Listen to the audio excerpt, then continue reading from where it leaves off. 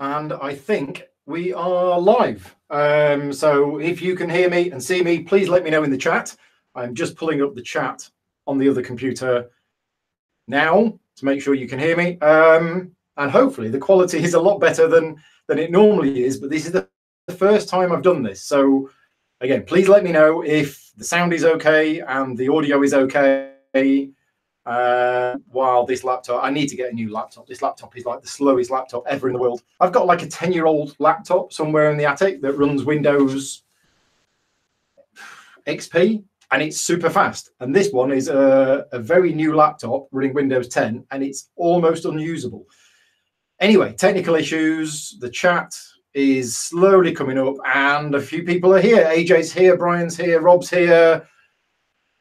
Hello, Rob, all the way around the other side of the world. Leanne's here, everything. And there's been some various discussions going on while I was setting up my my stuff. Now, I'm a little bit late. I've been playing through the solo game of Space Corp, which I am doing a review of tomorrow. So I haven't played the solo game yet. So I've been trying to play through that this afternoon. And it's taken longer than I thought. I only got the first 2 eras done. And then I suddenly thought, oh, my God, it's 5:30. I've got to go and speak to the gardener. And the phone was going, and then I've got to go to the shops to get some cat food, which I didn't do. So the cats are hungry. And then all of a sudden it's 6 o'clock. So hello, everybody. Hello, Tom. Hello, Adam. Hello, Carl. And we are here. So all of the normal preparation that I do, where I get up a list of all of the questions that have been asked for me. I've not done that because I've been rushing around and doing other stuff. So yes, thank you very much to everybody who's asked questions in advance. Now, a few people, Andrew's here, Rob's held off going to bed. Thank you very much, Rob, for staying up. It is my birthday in 6 hours time, so yeah, you won't be staying up that much, but when I get up, Rob, or when you get up, it'll probably be my birthday. I will not be staying up beyond midnight because I need sleep, and the cats are waking us up 4 or 5 o'clock in the morning at the moment. Yes, right. So you've all said that you can hear me and see me, which is great. The big question is, what's the quality like? Because my normal live Q&As, the quality is absolutely awful because I've been ringing off normal home broadband. And yesterday I had a fibre broadband installed. So my upload speed went from 0.6 to about 19.5. So it's nearly 20 times as fast upload speed. So I'm hoping... Cheers, Rob. Quality is amazing. Now, what this is quite exciting because for a long time now, I have been wanting to do live streaming like Heavy Cardboard do. They play games live, they have the chat going, and they play games with people watching. I've not been able to do that for 2 reasons. The first one is I don't have the equipment to do it, but also I don't have the broadband to do it. And there was no point in me buying the equipment to be able to live stream unless my broadband did it. The broadband has now been upgraded. So this has opened up a whole host of massive new possibilities. So you might think, well, what am I using to stream this? I am streaming this on a Logitech webcam, which is a 1080p camera and is probably pretty good, but it's not going to cut it for professional footage, I don't think. So my plan is basically to invest in some video capture cards, a new computer. It's going to maybe thousands. Thanks to my Patreon supporters, the money that I've been making from the Patreon has been going away, and I've been using that to basically, that's going to buy all of the new equipment. So when I eventually get the whole new studio set up with all new everything, it'll be thanks to you. So yeah, thank you very much. The bluest room you have seen outside of the industry. Yeah, the room isn't actually that blue, but color correction and whatnot. Let's have a play around with it. How about I play around with the color controls and do that? Is that any better? Because yeah, the room is, the curtains are blue. The walls are actually a kind of light purpley. But I've got the color contrast turned up quite high. If I drop the color intensity down a bit, maybe the contrast down a bit, maybe the brightness up a bit. But anyway, there you go. Let's go back to the chat and let's see what's happening. There's the chat. Yes, purple. Right. Lilac. Yes. Mauve or whatever. Right. So before I go on to the questions that you guys are going to ask me in the chat, let's go to some of the questions that I got asked beforehand. And the first one is from Graham. Am I looking forward to the Ticket to Ride reality TV show? Now, I heard about this yesterday, I think, and I don't really know much about it. So a Ticket to Ride reality TV show?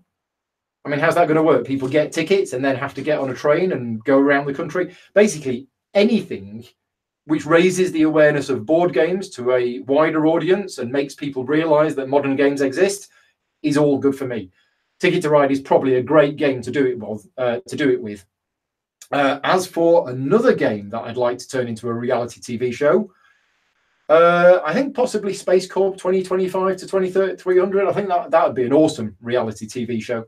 But no, yeah, I don't know. But yeah, this is, I mean, obviously it's Asmodee, it's Days of Wonder, it's Ticket to Ride. Pandemic? Could you possibly do it with Pandemic? Not on a world scale, but you could possibly do Pandemic in a local town and have people rushing around and swapping cards for each other. Maybe. We'll see. Right. Question in from Rick. Thank you very much, Rick. Do you enjoy deck building? No. The reason I don't enjoy it, and I love deck building games. So I love deck building games, and I do quite enjoy games where you build your deck ahead of time, like the Arkham Horror living card game. And I used to play Magic the Gathering a lot back in the day. But the reason why I don't enjoy deck building is because I am awful at it. I have been playing games where you have to build a deck. I started Magic in '98, so 21 years.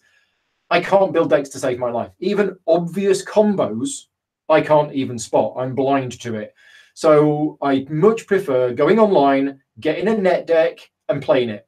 And I know some people frown upon net decking, but basically, if I'm going to enjoy the game, but I can't build my own deck. So I want to still play the game and I want to still enjoy the game. If you rely on me building my own deck, there's no point me even playing because I just can't do it. So no, I don't enjoy the process of deck building. I enjoy the process of playing good decks, and I can't build decks myself. Right. Yes, I've turned the color intensity down. So yes, it looks like I'm, although Adam's saying I may want to now turn the color up. I don't know what it looks like. It looks okay. It says it looks like I haven't had the sun. Well, I actually sat outside for a couple of hours today.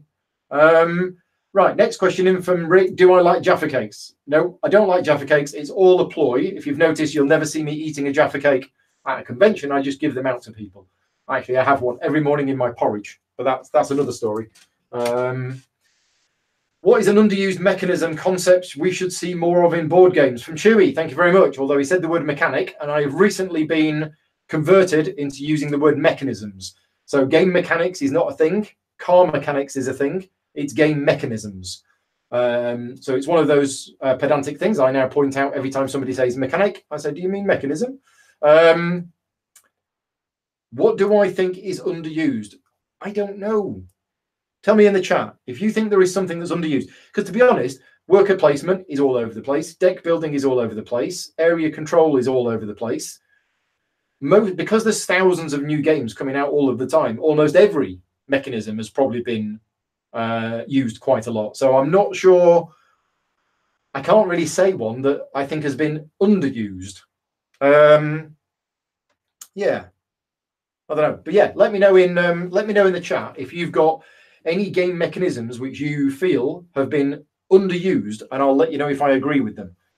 Have I tried strawberry Jaffa cakes? No, Tom, but I believe that in Poland you can get cherry ones. Andy's saying roll and move is an underused mechanism. See, I did it myself. Yes, Andy, roll and move. Merlin used it, and I really like Merlin. Paul Grogan is a game mechanic. Yeah, there you go. Good one. Right. Scott Hill says he's posted the sock-related question in the guild thread. I'll go over to the guild thread in a minute. Another question in from Graham. Can a bee be said to be, or no, oh, no, it's one of these questions. Or to be an entire bee when half the bee is not a bee due to some ancient injury? Ipso factus must not be, you see. Yes. Right, I'll leave that one. I can't answer that one. Question in from Paul Bryant. Thank you very much, Paul. Paul runs Games Law, for those people who don't know, who are sponsoring the contest. So let's do a quick shout out for the contest. Right, here we go. If you send me an email while this show is going out live, so you've got about 45 minutes, send me an email paul.grogan@outlook.com and put in the subject line Alien Discovery. This is one of the tiles from Space Corp 2035. Let's see if the autofocus works. Nope, that's because I've turned it off. I've turned off autofocus, at least I think I have. Alien Discovery, send me an email with that and I will enter you into a contest. If you are a patron supporter, please let me know in the email and you will get 2 entries into the contest, and one lucky winner will win £25 worth of game vouchers from Games Law. Thank you very much for Games Law for sponsoring the show.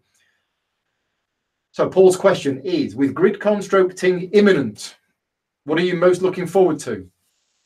Apart from Monday morning when it's all over and you're back to work. Yes. In fact, Monday morning, I'd actually planned a day off. Believe it or not, Vicky's taken the day off work and I'd actually planned a day off. Now, the chances are I will be waking up early and I'll do a couple of hours of Rulebook work while Vicky sleeps in. But other than that, I was actually planning to take the day off. Now, there's been a slight change to plan, as there always is. For those people who don't know, I was very excited because Veronica and Mariano that run What's Your Game, which is, and I'm going to say this from a personal point of view, before I started working in the industry, What's Your Game were one of my favorite publishers because they make games that I absolutely love. They are in my absolute sweet spot for complexity, depth, and everything else, and they make my favorite games. Now I work in the industry, I can't really say that because they're a client, so I didn't really say that. But anyway, they're coming to my convention this weekend. I am hosting, for those people watching who don't know, I'm hosting my first proper convention this weekend. Monday was going to be a day off. However, Veronica and Mariano weren't able to get a flight back until Tuesday, so we're spending the day with them. So it's still going to be a day off, but it isn't going to be a day off at home with my socks on in front of the TV painting minis. It's going to be, you know, being a host. Anyway, I'm really looking forward to Monday. What is the thing that I'm most looking forward to at the event itself? A few things. I mean, I'm looking forward to playing Space Corp again because I'm really enjoying it. I'm looking forward to testing out the Oathsworn rulebook, although that's work. So actually, no, but I think it would be good. I'm looking forward to the Arkham Horror Living card game 12-player Labyrinths of Lunacy that we're doing. And I'm actually just looking forward because it's interesting. I go to a lot of conventions, and those conventions for me are absolutely exhausting because I run myself ragged. I run 2 or 3 demo tables at a time. I am constantly busy all the time, and I am just, you know, super exhausted. When I did the Charity Games Day back in May, Vicky was like, oh, it's really exhausting, this. The Charity Games Day for me was the easiest day I've had at a convention for about 4 years, even though I was running the event, because I wasn't constantly demoing and running 2 tables at the same time. It was actually relatively easy. The event went fairly smoothly. There were a few little things to sort out during the day, but it was fine. So I'm actually looking forward to Saturday, maybe noonish, when everybody's arrived and everybody's playing games and it's all running and I don't really have anything to do apart from play some games myself. So anyway, that's that. Let's go back to the chat. Who's here in the chat? So Leanne is saying that cherry Jaffa cakes are gorgeous. Nice. Sarah is bringing you some. So why is Sarah not bringing me? Right, Sarah, we need to have words. Boja70, hi Paul. First thing to begin with, I'm listening to your podcast. How is On Mars in relation to others from Vittel? So again, I'm not going to give you my opinion of the game because I helped develop the game. I did the rule book. I did the official rules video.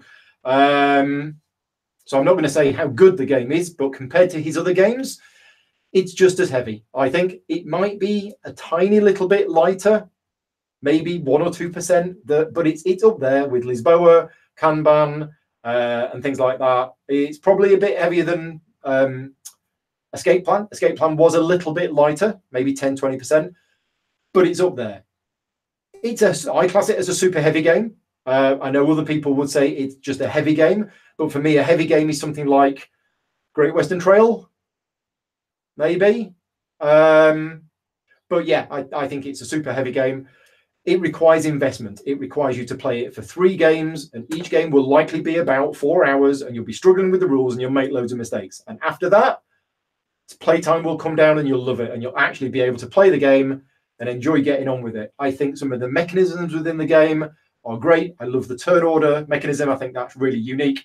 Yeah, so how I rate it compared to his other games in terms of my personal favorite, I need to play them a lot more. Right now, I am liking On Mars as much as Lisboa, if not a little bit more. But if I was to go back and play Lisboa, I might think, oh, actually, no, this is still my favorite. So I hope that answers the question. Steve Law, mechanisms. What's it called when you lowest scoring track is the one that counts as your score? I think it's called Reiner-Knizia scoring is what I've always called it. That mechanism has always been there in a lot of Reiner's games from many years ago. So basically where your score is the lowest of all your scores, and then your highest, the highest of your, the highest score amongst the lowest scores wins. So Genial or Ingenious is one that rings a bell, but he's done it a few times. So I don't know if it's got a particular mechanism name, but I call it the Reiner-Knizia scoring mechanism. Emma's here. Hello, Emma's just finished eating. Great. I'm hungry, so don't talk too much about food. Right. What else have we got? Lemon and lime Jaffa cakes? What?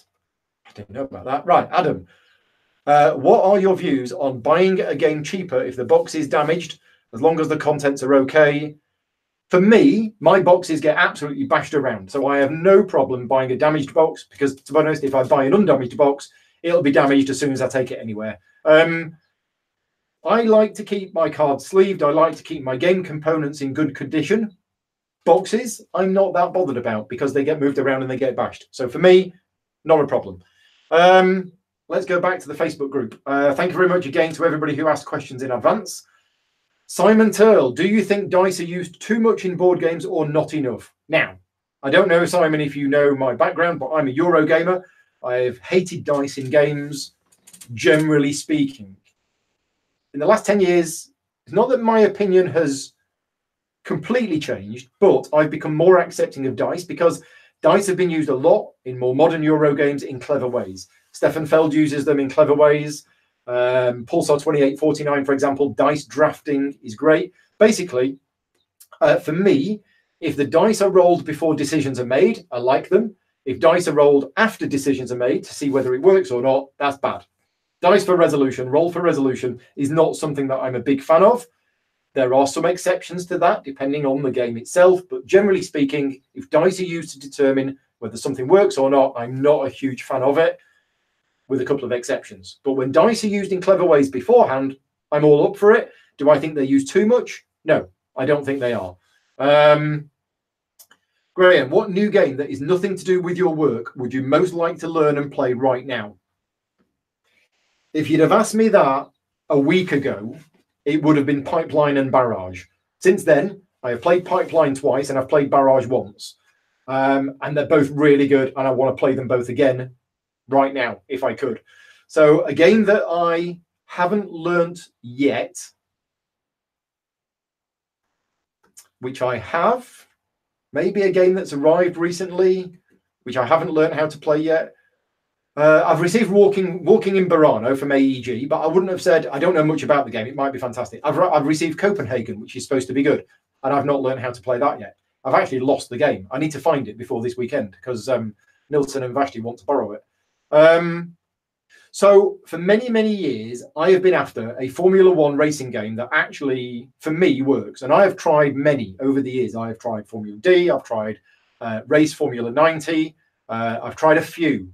And every one of them has had problems. They haven't worked, they've been too long, they've been too random or whatever.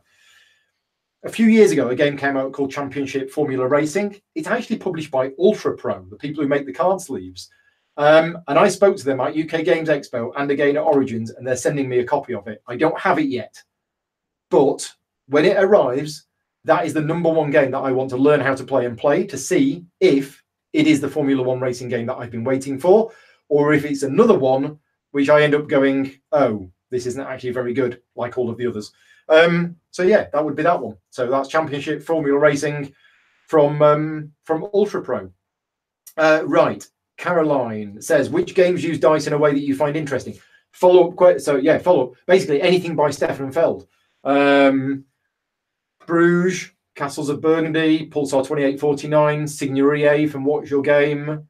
Yeah, anything where the Le Grand, anything where the dice are rolled and then decisions are made based on that. You know, I like games where low is bad but gives you a certain advantage, or low is good in certain situations and high is good in certain situations. I quite like that. Obviously, a lot of roll and writes are using dice these days, and some roll and writes are better than others. So yeah, lots of games that use dice in interesting ways. Brian says, one of my daughters has a late after school. Oh, this isn't a question. This is just Brian saying he can't make it. Thank you very much, Brian, for popping in. Hope you get to watch it later on. Andy Grant, which 3 games have you played that deserve a reprint and why? Oh my. Well, Bruges, as we were talking about earlier on this week, that is apparently out of print. I think Bruges deserves a reprint, definitely. See, I'm a little bit out of touch of what games I've got, which I've played, which deserve a reprint. I mean, Kalis definitely deserves a reprint, but there's a new version of that coming out later this year, which unfortunately hasn't arrived this week, so I won't have it in time for GridCon Ting this weekend. Again, give me some opinions in the chat. What games have you played that are out of print that you think deserve a reprint and why? Right, back to the chat. Andy's saying, yeah, the only issue is resale value if you buy a game with a damaged box. Absolutely true. Scott's here. Hi, Scott. I'll get to your question in a minute. Toby's here. Hi, Toby. What are your thoughts on Barrage? I really enjoyed the game. It's a game that I wanted to play again straight away. I did terribly in the game. It's extremely tactical. The way that the board builds up during the game is really good. It starts off, there isn't much there. The water's flowing down the rivers and it's going off the end of the board. But then as you start building dams, it's very, very clever because you can use other people's conduits. So they build a dam, they collect the water, you build a conduit, they use your conduit. So you'll get a bonus. But then each, what's it called? Each basin has 2 positions where you can build dams. So basically what happens is if somebody's built a dam in the lower position and starts collecting the water, you can build a dam in a higher position. And then the next time the water comes in, you get the water instead of them. Very, very tactical, really interesting gameplay. Less complicated than I thought it was. I thought it was going to be a super heavy game. I've been told it was going to be a super heavy game, and it's not. The rules are actually medium complexity. The thinking involved and the tactical nature do step it up a notch. But it is a game that if I could play it right now, I would play it right now. There is a solo mode to it. The only reason I'm not doing that is I'm playing through Space Corp because I'm doing a review of it tomorrow, and I've got a rulebook deadline, and I've got a video log to do, and I've got planning for my convention this weekend. If it weren't for those things, I'd be playing Barrage. And if I get a chance this weekend to play it, I'm definitely going to play it. So yes, thank you very much for that question. Are you coming to Essen 2019? This is, oh, the chat's gone. Wait a minute. Let's scroll up a bit. This is from Stefan. Am I coming to Essen 2019? I first went to Essen in either 1999 or 2000. I can never remember which year it was that I went. And I came back from Essen that year saying, I am going to go to Essen every year until I die. So yes, I will be going to Essen this year. If you want to find me, I will be working for Czech Games Edition in the morning, demoing Sanctum and Letter Jam, probably just Letter Jam. And then from about 1 or 2 o'clock-ish, I basically take a break and I go and see a bit of the fair myself, which is generally going around and seeing my clients. I don't get much time to do things myself. And then for the last hour of every day, I will be working at the Ludi Creations booth. So if you want to come and see me, I'm at the CGE booth in the mornings, and then I'll be at the Ludi Creations booth for the last hour of the day.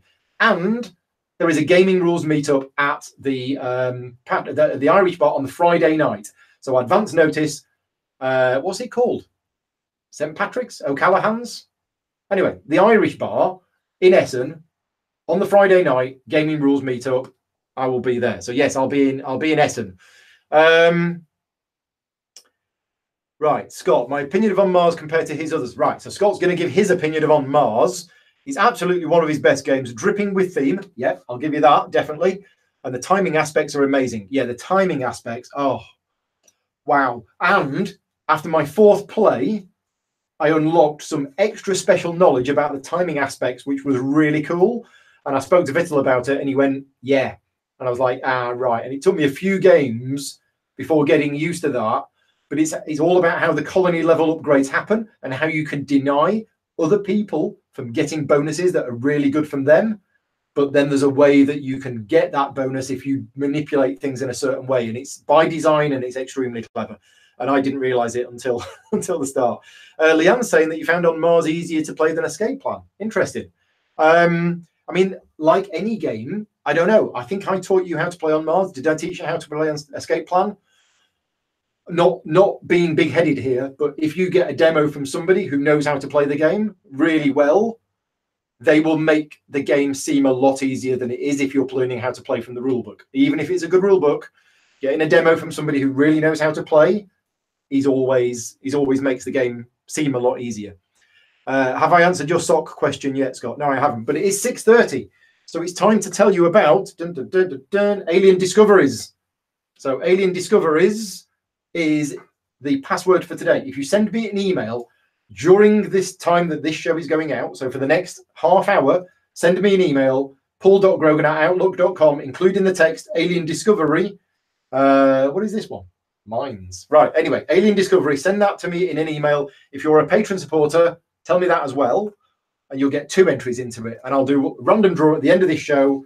One lucky winner will win £25 worth of game vouchers from Games Law. Thank you very much to Games Law for the sponsorship of the show. Right. Caroline says, not game related, but what cheese is your favorite? You're a cheese making family. I didn't know you were a cheese making family. Cool. So I love cheese. Cheese is one of my favorite things of all time. I love halloumi is amazing. Grilled halloumi, oh, it's just to die for.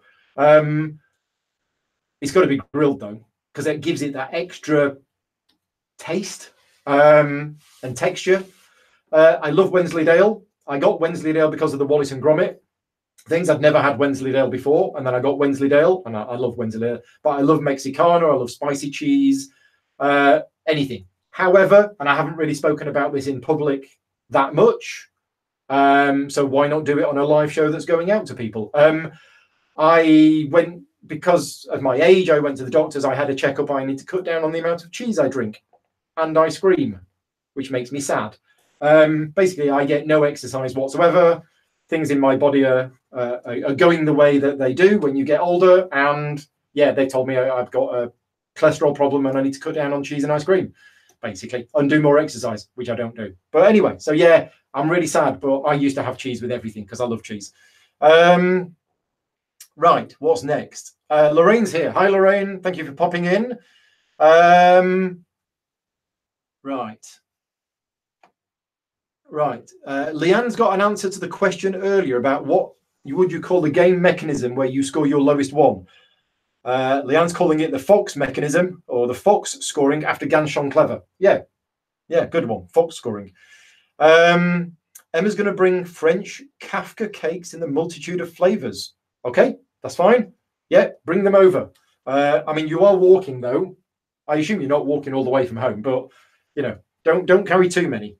Jaffa cakes. I thought it was a special French version of Jaffa cakes called Kafka cakes.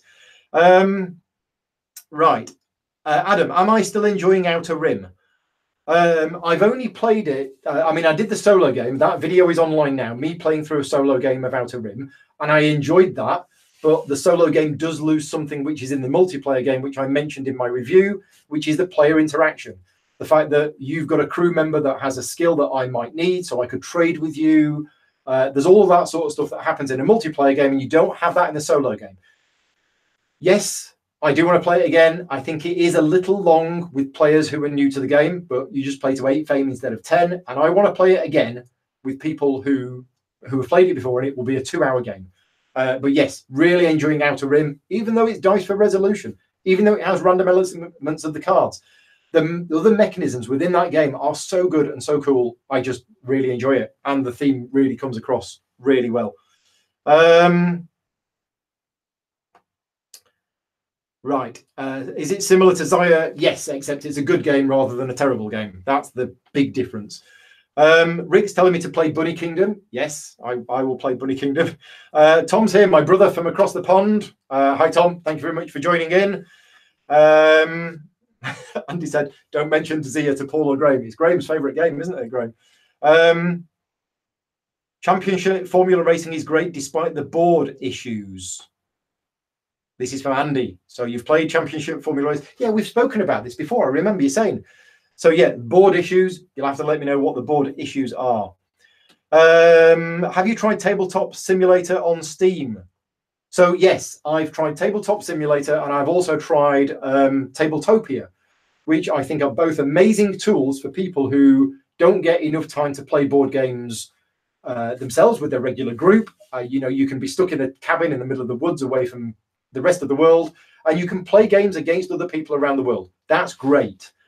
It also enables you to play prototypes of games in testing. So that's one thing that Tabletopia is really good at, is designers and publishers can build their games in Tabletopia, and it can be used. Vittel uses it all the time. I introduced it to him a few years ago, and he now uses it for everything. CGE are using it for private testing of Sanctum. So it's a great tool. I use it when I'm doing play testing, but I do not use it to play games with other people. Couple of reasons. One, I get enough opportunity to play games with other people already. Two, when I'm playing games against other people on the computer, I use a website such as Boîte à Jeu, Board Game Arena, or something like that. I've also got various apps like the Through the Ages app that I'm using. So I get my fix of playing board games online through that. And the other reason is it's painfully slow. Playing any game using Tabletopia or Tabletop Simulator takes twice as long as it would normally, because you've got to scroll the screen, pick up the counter, put the counter over here. It's really painfully slow. Now, some games are better implemented than others, and you have counters instead of dragging cubes around. But yeah, I don't generally use those tools, but I know lots of people that do. Let's go back. What are your top roll and write games? Top roll and write games. I quite like Ganshon Clever for what it is, although I play that a lot on the app. That's quite good fun. I like the little mental puzzle. I've played Railroad Inc. a couple of times, and I quite like Railroad Inc. What else have I played that's roll and write? I haven't actually played Welcome to Dino World yet, but I helped with the rulebook for that, and I'm doing a video for that soon, so I shouldn't give my personal opinion on that, really. Roman Roll is another roll and write game that's coming out later this year, but that's a 2-hour medium weight Euro game using roll and write mechanisms as a part of it. What other roll and writes are there? There's one that I can't think of at the moment. Railroad Inc. is one of them. Oh, Welcome to. You don't roll dice, but you draw cards, and I quite like Welcome to. It's not as accessible as the others, I don't think. Have you tried, do you like Troyes? This is from Lorraine. I played Troyes once and I didn't enjoy it. And the reason I didn't enjoy it is because I thought the artwork was terrible. And I know lots of you are probably going to switch off now and say, what is he on about?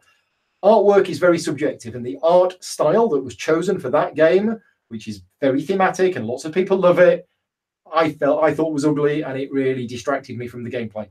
The game is probably really good, but I've only played it once. It was a long time ago. Would I play it again? Yes, I would play it again because I've heard it is good. But yeah, I didn't like the artwork of the game. Yeah, shared dice mechanism in that is good, the bit I remember. Right. So Ryan's here. Hi, Ryan. Designer of Pipeline has popped into the chat. Thank you very much for joining us, Ryan. And Ryan's opinion is that Barrage is solid. So there we go. You'll be pleased to know, though, Ryan, that when we played Barrage the other Wednesday, when we played Pipeline the other Wednesday, although we'd planned to play Barrage in the evening, we didn't want to. We wanted to play Pipeline instead. But because we'd arranged to play Barrage and somebody who was coming around had read the rules for Barrage, we kind of had to play Barrage. But anyway, we've since played Pipeline again. Emma's saying that Barrage was your first all-in Kickstarter. Great. Now, I got my copy of Barrage from Cranio Creations. I was unaware of all of the controversy about it, and I was unaware of all of the issues about it. But I have I have a professional working relationship a little bit with Cranio. I messaged them and I said, look, I didn't back Barrage, but if you were able to get me a copy, I would cover it on the show, and I'd get it shown and I'd show people and everything else. And they said, yeah, that's great. I'll bring one with you. I'll bring one with me in my suitcase from Italy and give it to you at Origins. And I said, great. And then I get it, and suddenly everything blows up. Why has Paul Grogan got a copy? We haven't got our copies. Oh, production issues. I didn't know anything about these whatsoever. I was just like, I've heard of this game. It's supposed to be good, and I want a copy. So, yeah, I'm staying kind of clear of that at the moment. It's a bit. Harold's here. Hi, Harold. Is theme in games important to you? You couldn't care less. So, if you've watched any of my last 10 reviews, you will know that I say there is no theme in this game, but I don't care because it's mechanisms that I'm interested in. Okay, so theme is not important to me in a game if the game is good. Okay, so for example, Newton, which is a game that I reviewed, Underwater Cities is a game I reviewed. Coimbra is a game I reviewed. All of those games, I love those games because of the mechanisms in the game, the player decisions, and the way that the game plays out. The theme of those 3 games could be absolutely anything, and I would still enjoy the game, right? Now, skip forward to Outer Rim. If Outer Rim wasn't a Star Wars theme, would I enjoy it as much as I did? No. So there we go. Whether I'm contradicting myself or not, I don't know. I'm just being honest. What I'm saying is the fact that if we're playing a game of Star Wars Outer Rim and the effect of it's not the fact that it's just set in Star Wars and it's got Star Wars art. It's the fact that all of the cards in the game, the effect of them is what you think they would be if this was a real game, if this was a real thing. So the effects of all of the cards actually have the effect that you think they would have from your knowledge of the world and the setting and everything else, and that is great. Like the Millennium Falcon doesn't start off as the Millennium Falcon. It starts off as a G110 light freighter or something, but then if you have like 2 or 3 mods on it, or you have Chewbacca in a mod on it, it becomes the Millennium Falcon. It's just great, and that theme that's in Star Wars Outer Rim makes the game better. Would I play the game if it was just the theme? If the game was awful? No, I wouldn't. So yeah, there you go. Hopefully that's an answer to that question. Ian's looking forward to playing Barrage this weekend. Yes. Leanne, I taught you both Escape Plan and on Mars. Yeah, I probably did. I think I taught you on Mars Aircon? No, Bacon? Bacon. I think I taught you Escape Plan at Manacon last year, I think. Halloumi should be fried in chorizo oil. Oh, yes. Definitely. Gaming Nights is here. Hello, Jason. If you get a call from a company with a game with some big miniatures in it recently, that was me. I've recommended you. So if you get the call, it came from me. Right. Oh gosh, we have lots of comments, and the problem with the chat is as soon as I press a key, it scrolls to the bottom. Right. We'll bring you cheese at Handycon that Peter made. Yeah, awesome. Just can't have much of it, but just a little bit. That'd be great. Can't email and watch the stream at the same time on the phone. Okay, so this is from Scott. Yes, you can have a little time afterwards. You've got 5 minutes after the stream ends to enter the contest. Josh is here. Sorry you're late. No, it's fine, Josh. We're still here. 1841. We got plenty of time. Stop talking fast. Tom, I understand you got better internet service. Is that as fast and reliable as you hoped? You tell me. If this picture is going out and it's good quality and the sound's good and it doesn't sound like A, I'm underwater, or B, you can actually see that I'm holding my hand up rather than just a blobby mess, then yes. I mean, my download speed was already good. So, I don't really download that much. It's upload that I have the problems with, and I haven't uploaded any videos yet. But tomorrow, after I've finished filming Space Corp and done a review of it, I'll be uploading that. When is Escape Plan on general release from Steve Briscoe? I don't know. I mean, I haven't got my copy of Escape Plan yet. So, yeah, I don't know. Can you briefly explain roll and write games you haven't played one? Yes. Generally speaking, you roll dice and then you write something on a piece of paper. They are generally aimed at a lighter audience. So they're generally family games. Some of them are definitely family, like Ganshon Clever, Railroad Inc. basic version. I think Welcome to is a step up. I mean, it can be played with a family, but it's got a couple of rules in there that make it a little bit more complex, but not too much. But basically, they are all usually 20 to 30-minute games. A whole bunch of dice are rolled, and then each player will write something on their own sheet of paper, depending on the results of the dice. And sometimes players can choose some dice. Sometimes you pass dice around the table. But generally speaking, that's what it is. Now, Welcome to doesn't have dice, it has cards. But you turn over 3 cards from a deck, and then everybody writes on their playboard. So generally speaking, you will be writing something on your own board, either with wipeable pens or a pen and paper. Everybody will be playing simultaneously, is the normal thing. Oh, Cat Cafe recently come out from Alley Cat Games. So Cat Cafe, Dino World, Roll and Write is the big thing. Imperial Settlers Roll and Write just came out as well. Roll and Write is a big thing at the moment, but I think we're finding that some people are cashing in on it and just making roll and write games. And I think we're going to get lots of roll and write games that are perhaps not that good, which happens with everything. Magic the Gathering came out in '94, And then straight away, we had 20 other Magic the Gathering clones that were just awful. So it happens. So that's a roll and write game. Christopher's here to say that he likes my videos. Thank you very much, Christopher. Dave says, which of the rule books you've contributed to are you most proud of? Now, I'm going to say something now, which you're probably going to think is not what I'm going to say. So, Robinson Crusoe is the game which a lot of people think I'm most well known for, because the original version of Robinson Crusoe, the rule book was as much use as a chocolate fire guard in the jungle. But the new version of Robinson Crusoe is really, really good. And I get a lot of the credit for that. Now, I did a lot of work on that rule book, but the structure of the rule book and the organization of it and how everything was organized in there was down to Pegasus Spiel when they did the German version of Robinson Crusoe. They knew that the original rule book was a complete waste of space, so they did a completely new version from scratch, restructured it, redid everything, and that was really good. What I did is I turned that rule book and tweaked it and made it better. Now, it was still a huge amount of work because they changed some rules. Ignacy changed some rules. There were lots of unanswered questions still. There was lots of 64 pages of FAQ. And I basically put all of that FAQ into the rulebook and fixed all of the problems with it. So I did a lot of work on it, but the structure wasn't me. I moved a couple of bits around, but nothing major. So the rulebook, so a lot of people are thinking I'm going to say that. The rulebook I'm most proud of is Legends Untold, which isn't a big game. It is a game that came out last year. It was a Kickstarter game. It's by a UK company called Inspiring Games. And the reason why I am most proud of this is it was the biggest challenge yet.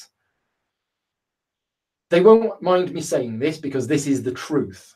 When they sent me the rulebook, and this is a game which is super complicated and as close to a role-playing game as you're going to get, with dozens and dozens and dozens of rules and exceptions upon exceptions, and a combat system which is more complicated than any combat system I've ever seen in a board game, because it's trying to sort of simulate a GM-less role-playing game with cards. The rulebook that I got sent was just effectively designer's notes. And I was like, oh, right. So somebody needs to turn this into an actual rulebook.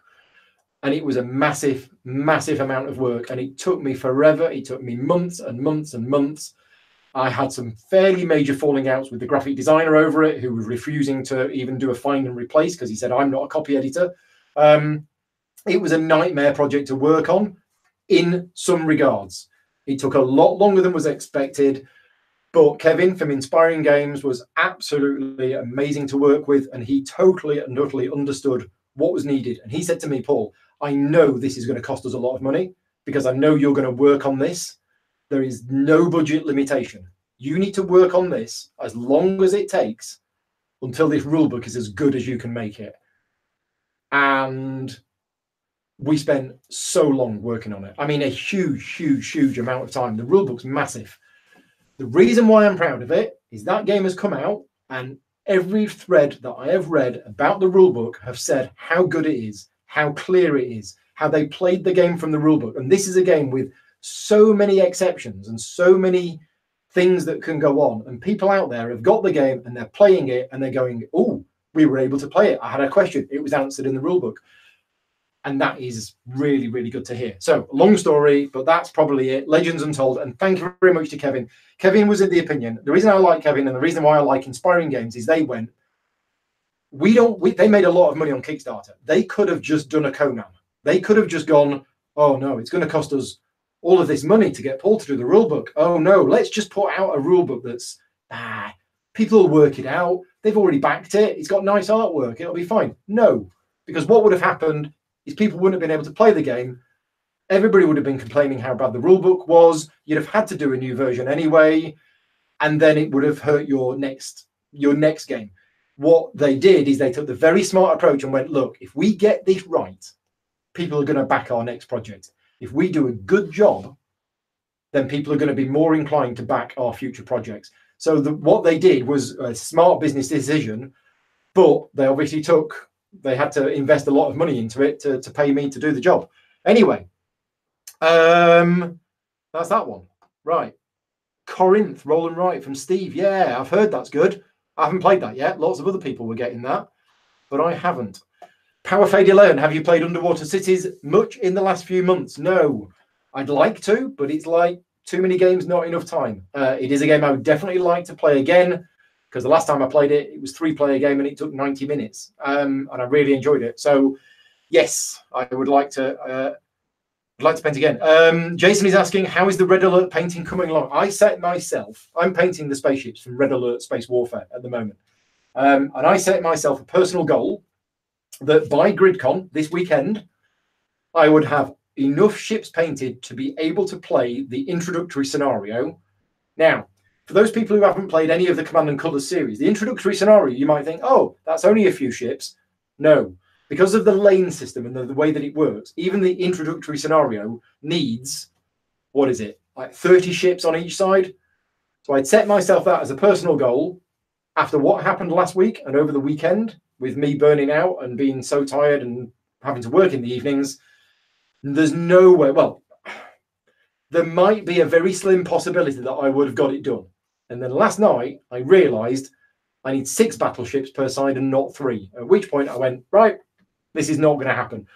And then I said to Vicky, I'll tell you what, I'm probably not even going to play this game this weekend, so I'm putting all this pressure on myself to get it done, and I'm probably not even going to play it. I mean, Chris is going to play it because he's going to be demoing the game, and it'd be nice for him to demo it with my painted ships. So what I'm going to do is I'm going to paint the ships enough that they can be used, but they're not going to be finished. But I am going to paint them enough. Anyway, thanks for asking. Are you excited for Gen Con? In a way, the reason I'm not excited for Gen Con is I've got my own convention this weekend, then I've got ManaCon in 2 weeks' time, then 2 weeks after that I've got Gen Con, and then 1 week after that I've got HandyCon. So I have 4 events in the next 6 weeks. So Gen Con, although it is very special and it is going to be very amazing, it's another convention. I will get on a plane, I will go there, I will work my ass off for 4 days straight, demoing nonstop. I will be absolutely exhausted. I probably won't sleep very well, and then I'll come home. What I am looking forward to is that I'm getting there on the Monday, if they let me out of the country this time, referring back to my Esther situation.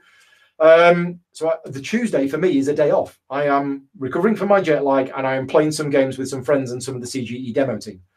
That's my plan for the Tuesday. And this year, I'm not coming back on the Sunday. I have decided to book an extra day off work, and I'm coming back on the Monday. So it means on the Sunday night, when it's all over, I'm not rushing back to the hotel and rushing to the airport.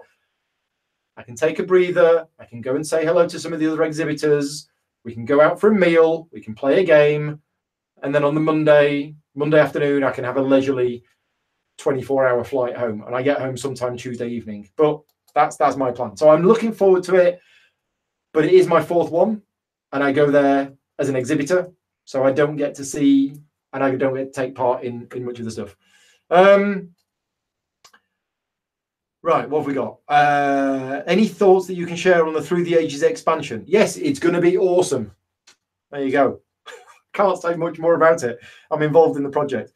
Brass Birmingham update. Brass Birmingham update?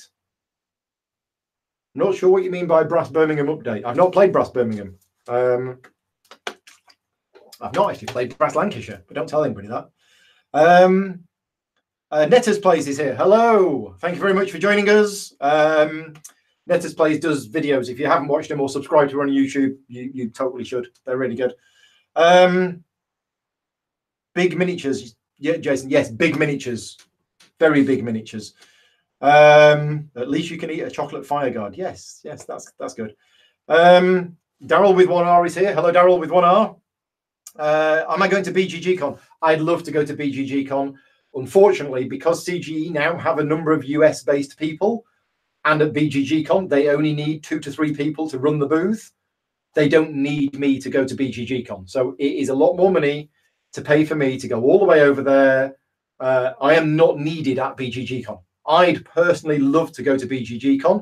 Can I afford to take a week off work, the flight and the hotel just to be there as a person? No, there's no way I can do that. That's you know what, £2,000, £2,500 flights, hotel, ticket, and everything else, and a week's wages gone. So yeah, it's a lot of money, And although I'd love to be there, financially, I can't really afford to be there. I am due to ask CGE if they want me to be there this year, but I am suspecting not. The reason why I really want to be there is because I get to play games with you in an evening and other people like you. So that's what's great about BGGCon, is it's actually a relatively easy convention to work at. So yeah. AJ, you need to head off Mechs versus Minions tonight. Okay, thank you very much for joining us, AJ. I haven't played Mechs versus Minions yet. I still have your copy, Ian. While we're here, it is 18:54. Time for the contest. If you are watching this live, and we are due to finish in about 5 minutes, but I probably won't because I've got loads of questions. Send me an email with the subject line Alien Discovery. If you are a patron supporter, please let me know in the email, paul.grogan@outlook.com, Alien Discovery. I will enter you into a contest. And if you're a patron supporter, you get 2 entries into the contest. One lucky winner will win £25 worth of vouchers from Gameslaw. Thank you very much to Gameslaw for sponsoring the show. Right, Daryl, how can you get your hands on a sweet CGE shirt like the one you're wearing? Oh, this one. Right, yeah, this one is not a CGE shirt. This was done from a company called, no, can't remember, something cardboard.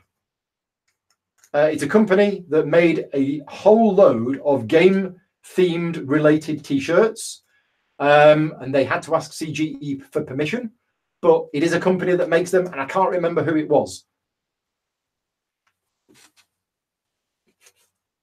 Hang on, I'm not going to take my shirt off on camera. Let's have a look, see what the label says, if it is indeed on the label. If not, I'll send it to you afterwards. I don't think I can focus that close. No, I can't focus that close. Why is how it's going? Yeah, if it's on the label, I'll wait later. Anybody tuning in is like, what's this? This is a video of a guy trying to get undressed or something. Anyway, right. So, Mohammed Al's here. Hi, hello. You finally caught this live. Excellent.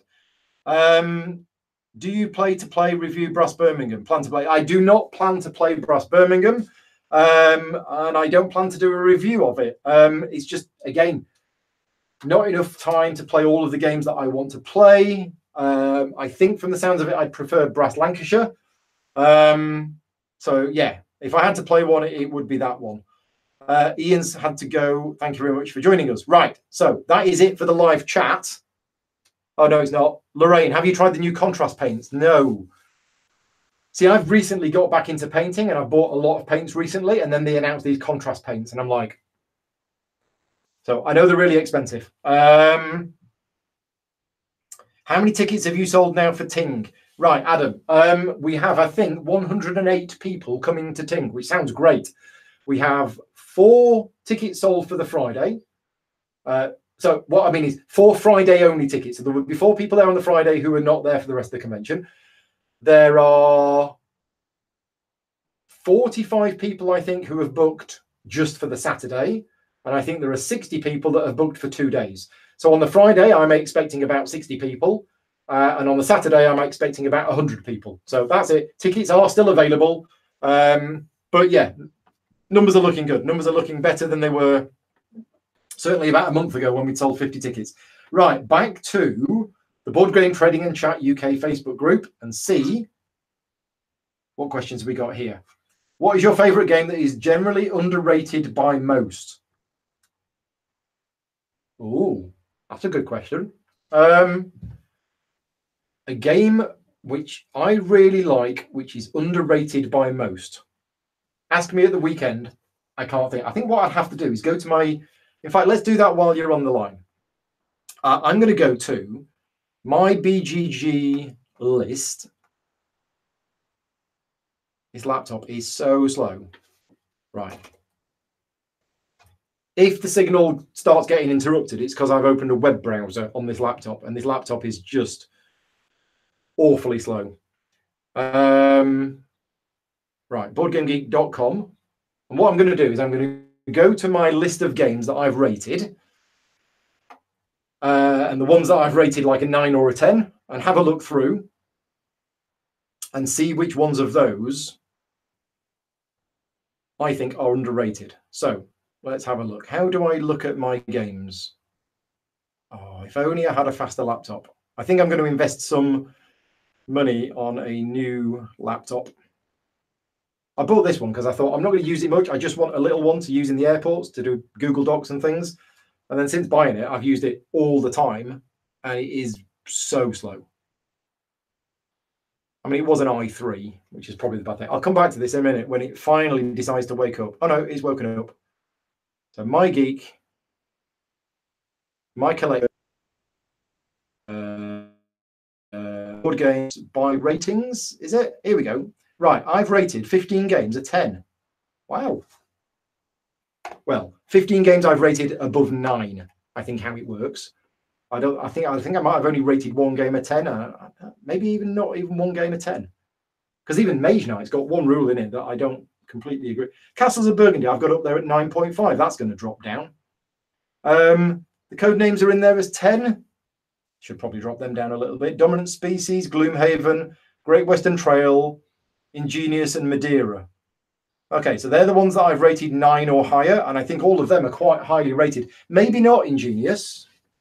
Reiner Knizia's abstract game. I mean, I've rated it a 9.4. It's just brilliant. It's just a really good game. So, yeah, let's have a look at my 9s. Advanced Civilization, that's not a 9 anymore, I'm afraid. Ashes isn't as well known as it should be. It's not as popular as it should be. Attica, there you go. Attica is a brilliant game. Most people have never heard of it. I've got Attica as a 9. Really good game.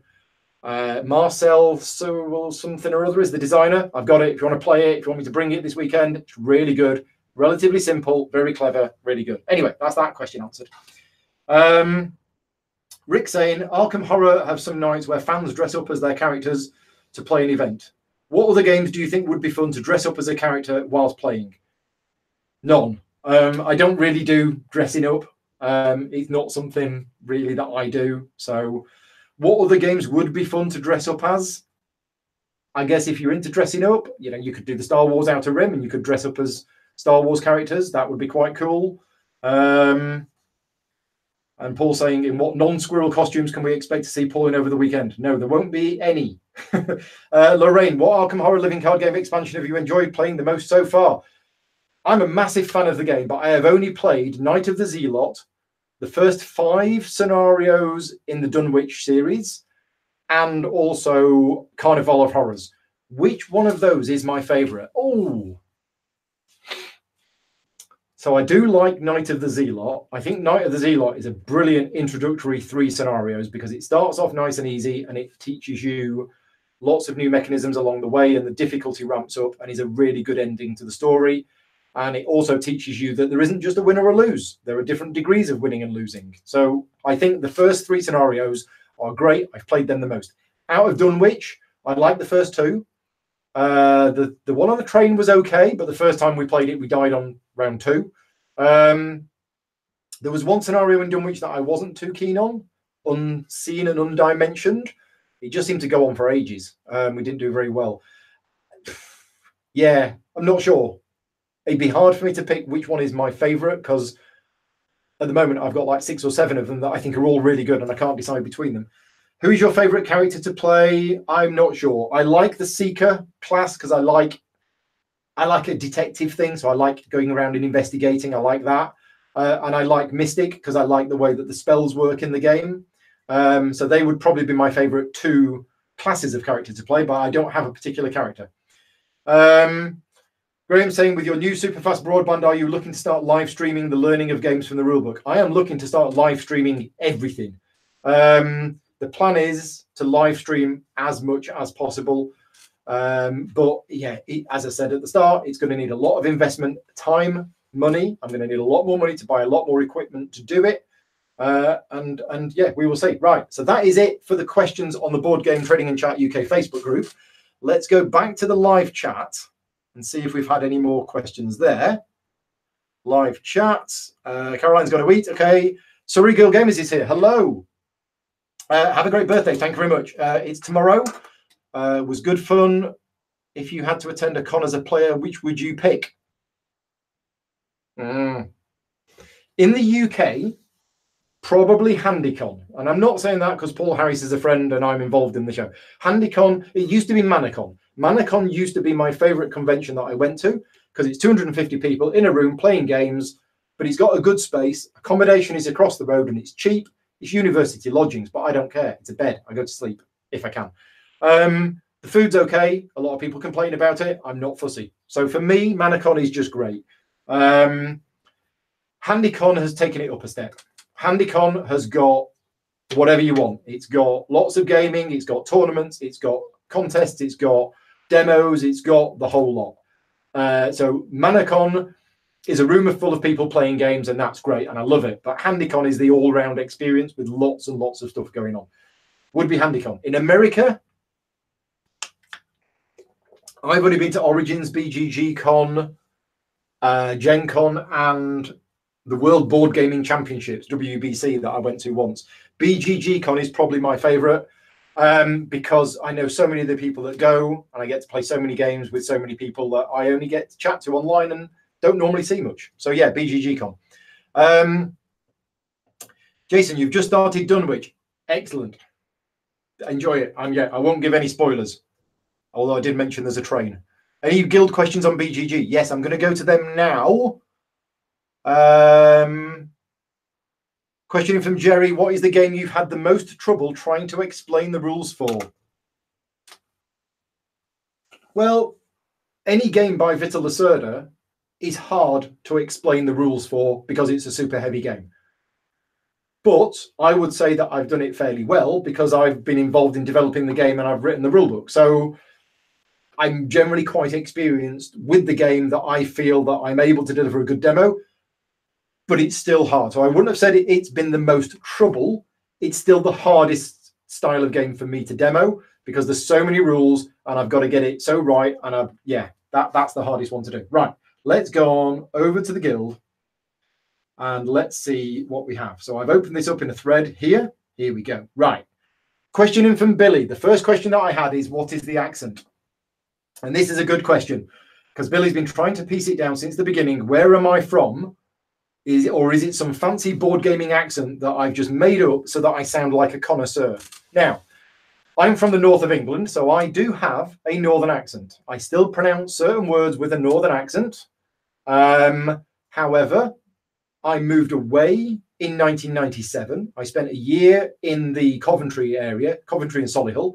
I then spent 10 years in Hertfordshire, which is just north of London. And now I've spent 10 years or 11 years in the southwest of England. So what's happened is whilst I still have an accent from the north of England, the rough edges of that accent, the harshness of the northern accent, and I don't mean that in a derogatory way, has kind of been rubbed off. So I kind of feel that I have a relatively neutral accent. And one of the advantages that I've had is I've had so many people write to me who are non-native English speakers on YouTube who said, your videos are great, but one thing that's best about your videos is I can understand every single word you're saying. So it's helpful for me. I mean, I didn't deliberately move around the country so that I could start making YouTube videos of how to play games. But it's an advantage that I have. So yeah, it's a northern accent, but with the edges rubbed off. I don't think I will ever pick up a southern accent. I think I'm past the age where I could switch to that. But anyway, that's what it is. Question in from Rick. Do I feel that my taste in games is becoming broader, or do you think Fantasy Flight Games have stepped up their games lately with their IP offerings? I'll answer the second question first. No, I don't think they do. I don't think they have. I think Star Wars Outer Rim is great, but I've heard the Fallout game is really not very good. So I don't think FFG have stepped up their game. I think FFG are still doing good games, but they're still doing bad games. I mean, Discover from last year was just not good at all. Where Star Wars Outer Rim is pretty good. I do like the Lord of the Rings game as well. Do I feel my taste is becoming broader? Absolutely. 15 years ago, I would have not played a lot of the games that I would have played right now. So yeah, Star Wars Outer Rim has dice for resolution. Red Alert Space Warfare is the most Ameritrash game you're going to get. It has random cards. It has dice for resolution. It has all of this. That is not a game that I would normally want to sit down and play. Because I'm painting the spaceship miniatures and it has a tactical nature to the game, and it isn't long. It can be like 90 minutes for a game. I just have to suck up the fact that this is a game that has dice for resolution. And it could be very, very swingy based on what happens. And I accept that going in. Arkham Horror, the living card game, isn't roll for resolution, but it actually is. You draw a thing out the bag, that tells you what happens, you put it back in the bag. If that mechanism was in a Euro game, I would not be playing it. But, like I said with Star Wars Outer Rim, the rest of the game is so good, it means that I can accept that part of it. And Arkham Horror, the card game, is so good. But the drawing the chit out of the bag for resolution, would I change it? No, I wouldn't. Because without it, you lose so much of the game. And I have had so many memorable moments in that game where the tentacle thing has come out. And yeah, absolutely. We lost one whole scenario, which then lost us the whole campaign because we were unlucky with the tile draws. That happened. So that random element massively swung the outcome of the game. Point is, it's a cooperative game, and I will not play with that level of randomness really in a non-cooperative game. But it told an amazing story, and it was an amazing experience, and I wouldn't change it for the world. So yes, I am less scared of dice and things like that as I used to be. And then now I'm just enjoying games. I still want to play again with good mechanisms. I'm not going to just, go totally off the boil and play some random nonsense. But yeah. Brian Smith, do you ever play Dungeons and Dragons? I played D&D for 25 years. I haven't played it since I moved down to the southwest of England. But prior to moving down to the southwest, I ran 2 weekly groups where I was the GM. I started playing D&D in 1983. I've played D&D, I've played Rollmaster, I've played GURPS, I've played Middle-earth, I've played lots. I played lots of role-playing games. D&D was the one that I played the most of. So yes, I don't do any role-playing games anymore. I am now pretty much just board gaming. Games like Gloomhaven scratch that itch, character progression, things like that, leveling up. But no, I don't have any time for role-playing games. If you could only play one game for the rest of your life, what would you choose? It's tricky because I've had... So Mage Knight is my #1 favourite game of all time. And I could play that game a lot and it would be great. But there would be... it's hard for me to choose one because the Arkham Horror living card game is so good. And I've played the same scenario multiple times. And that's really good as well. So, yeah, Through the Ages is also fantastic. Yeah, I'm going to struggle to pick one. Right, Sean Newman, question in from Sean. Our hobby seems to be going through somewhat of a golden era at the moment. What do you think are the driving factors behind the recent growth? And do you think this will continue? So, Sean, thank you very much for the question. I have been asked that question a number of times over the last 2 years. And what's interesting is you're asking the question now. I do think we're in a golden age, but I think we've been in a golden age for about 2 to 3 years. I think the industry is growing, the hobby is growing, and this golden age is here to stay for now. I don't know how long it's going to last. Will the board game bubble pop? I don't know. The main reasons for it, I think, are Will Wheaton, board game cafes, and basically what Will Wheaton has done with tabletop is he has shown people who are into that sort of thing and they like Will Wheaton and they like Geek and Sundry or they like this and they like that. Well, wait a minute. He's playing a board game with that fella off the telly who was in that TV program that I watched. In other words, famous celebrities on TV playing a board game and enjoying themselves. And suddenly, any game that was on tabletop, the sales go through the roof because hundreds of thousands of people watch that and then go out and buy that game, and it gets them into the hobby. Board gaming cafes as well. I've been to a few board gaming cafes, and what I found interesting is most of the people who went to board game cafes at the time I was going to them, and I helped out at Chance Encounters one day, were not board gamers.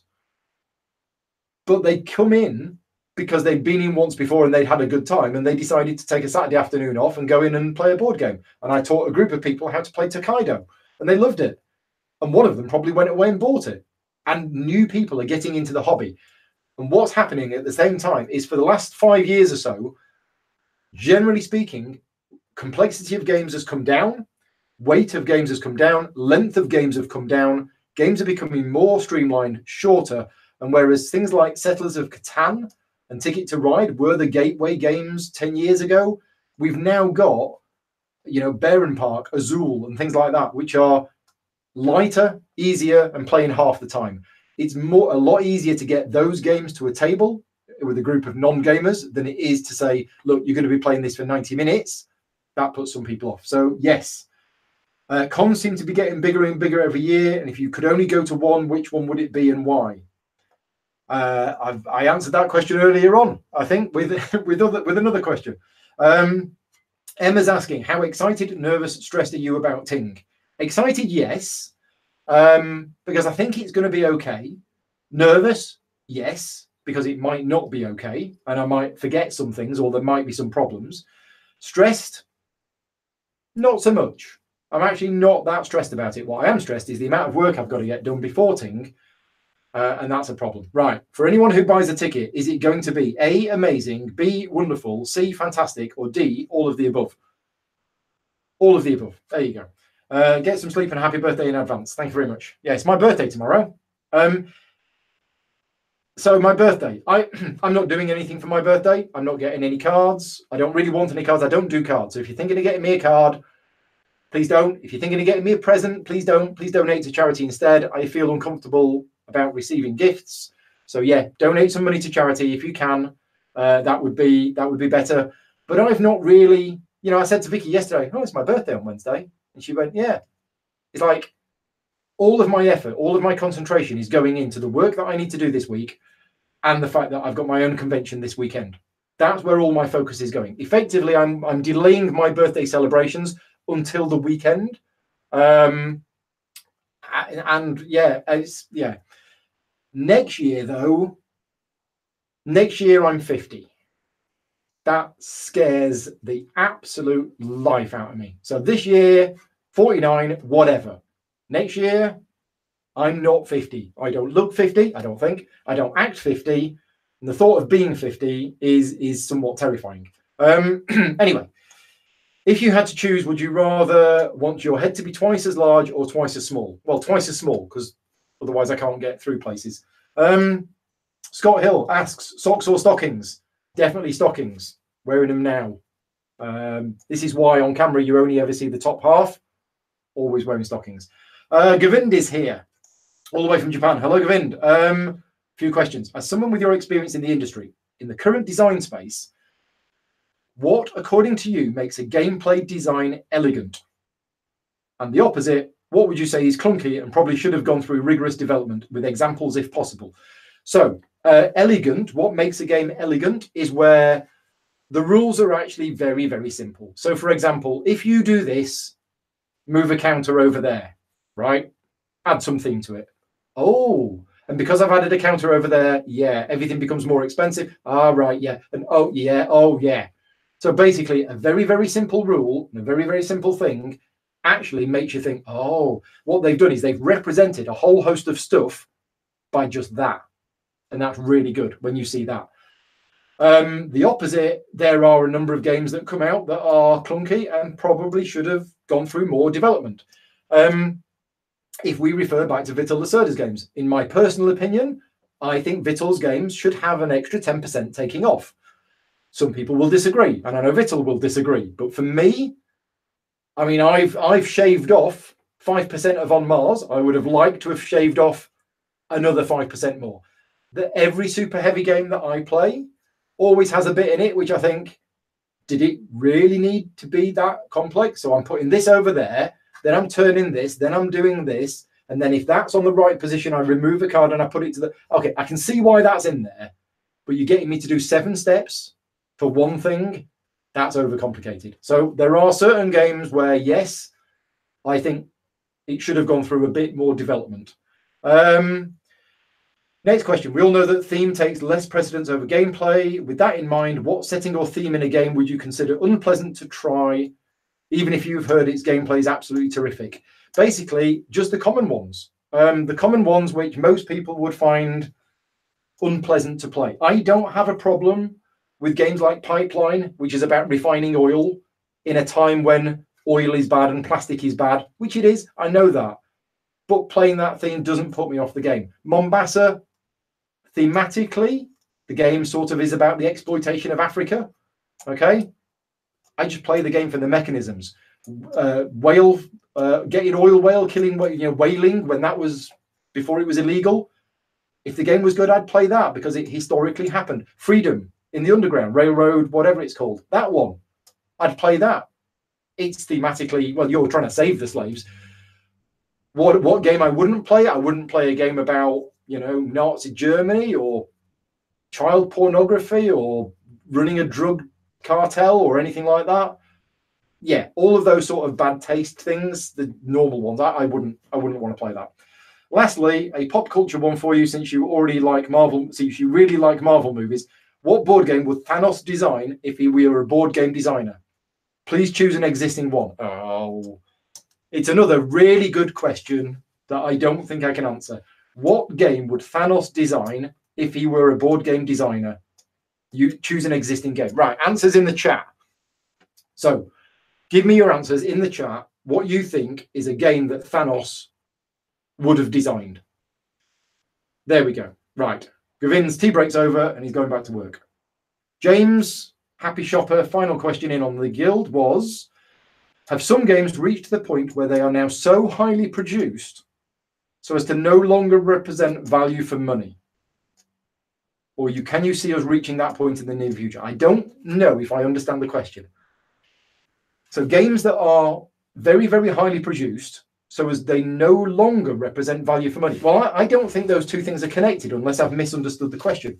A game is value for money, I believe, if the amount and quality of the components in the game and or the gameplay match the price. Now, I say and or the gameplay.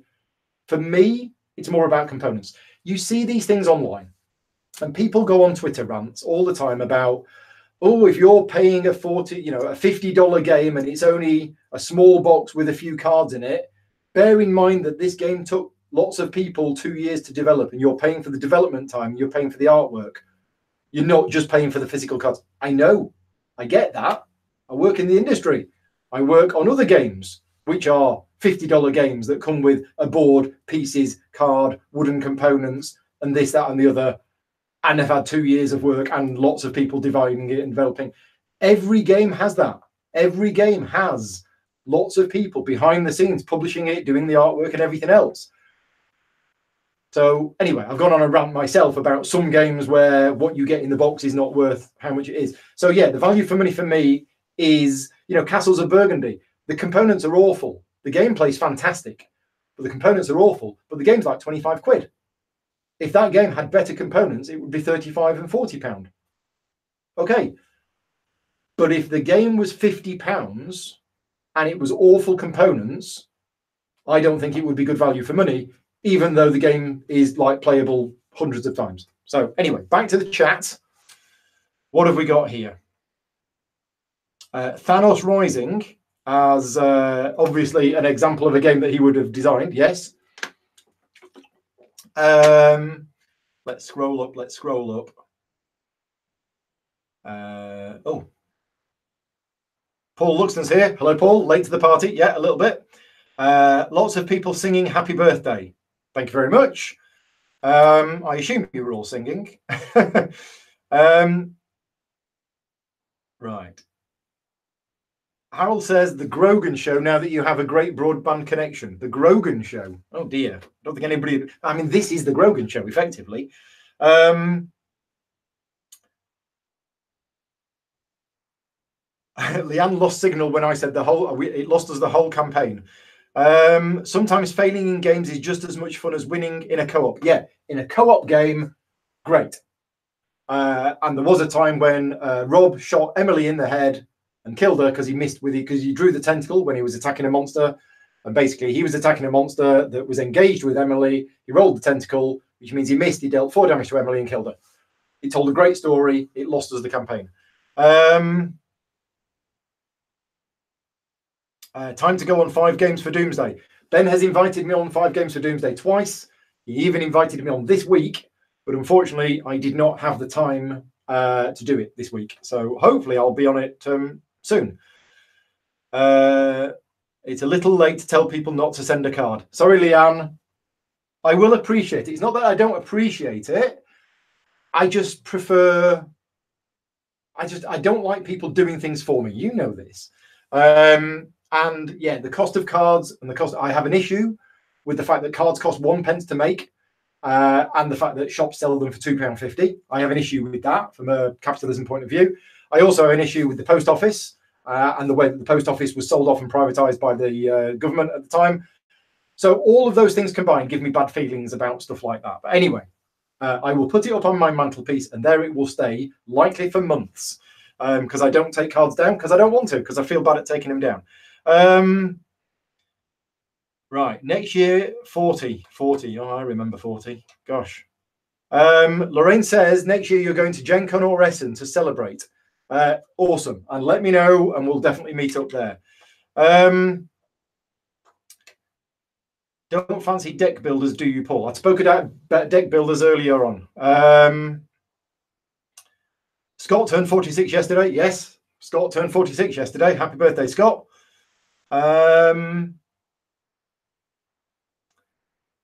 Toby says Dark Souls because there's only 50% of the game delivered. I'm not sure what answer that is in relation to. There were some questions earlier on. Dark Souls, played once, thought it was one of the most awful games I've ever played. Yeah, terrible. Both from a gameplay, graphic design point of view, everything. Just, oh, awful. Ashes, yes, I mentioned Ashes. Oh, Ashes as an answer to the what game would Thanos have designed. Very clever. Very clever. I like that. Right. Tomorrow is Scott's answer to the Thanos question. Not heard of that. Right. The Grogan Show was a reference to the movie The Truman Show with Jim Carrey. I have. And there are times in my life where I thought, hang on a minute, I'm sure this is going out as a TV show because, yeah, I can't believe this is all happening. Anyway, I've been through the chat. I have been through the BGG Guild. I have been through the Facebook post. I have been through all of the questions that everybody's had. If you have any more questions, let me know now. One final shout out. The competition is going to close in 5 minutes' time. Email me at paulgrogan@outlook.com. Include the words Alien Discovery. This is a chip from Space Corp 2025. Yeah. Alien Discovery. Send me that in an email. And if you are a patron supporter, let me know that in the chat as well. And I will enter you into the contest. If you're a patron supporter, you get 2 entries into the contest. One lucky winner will win £25 worth of game vouchers. And if you are coming to GridCon this weekend, you can basically spend those vouchers from Games Law now, and he'll bring you the game free delivery. If you are watching this and you are not coming to GridCon this weekend, please consider coming, although it is only a day and a half and there is no accommodation on site. But GridCon, the actual GridCon, is happening in November. Tickets go on sale for GridCon 1 this Saturday. Saturday, the 6th of July. Tickets will go on sale for GridCon 1. Keep an eye on the website. I will be doing an announcement probably on the Sunday because I'll be busy on the Saturday. But yeah, gridcon.co.uk. This Saturday, tickets will go on sale. If you are a patron supporter, you already have access to book the tickets.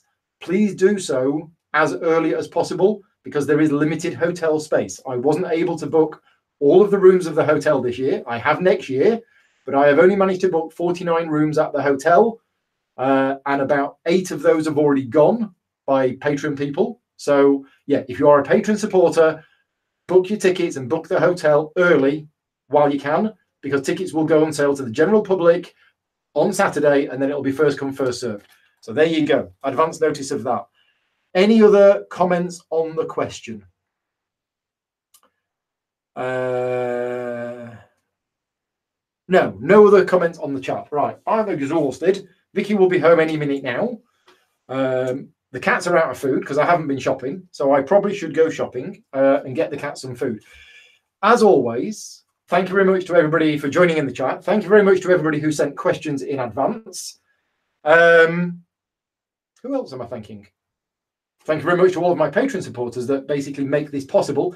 And special thanks to all of my patron supporters that are going to help fund all of the new equipment that I'm going to have to buy in order to start streaming out. So I'm currently streaming from a Logitech webcam, but I want to be streaming from my 3-camera setup, possibly even a 4-camera setup. But I'm going to need a new computer, possibly new cameras, video capture cards, a whole host of new stuff, and I am going to be looking at investing in that. If you have any experience with live streaming, video capture cards, or anything like that, please let me know, because I haven't got the faintest idea what I'm doing.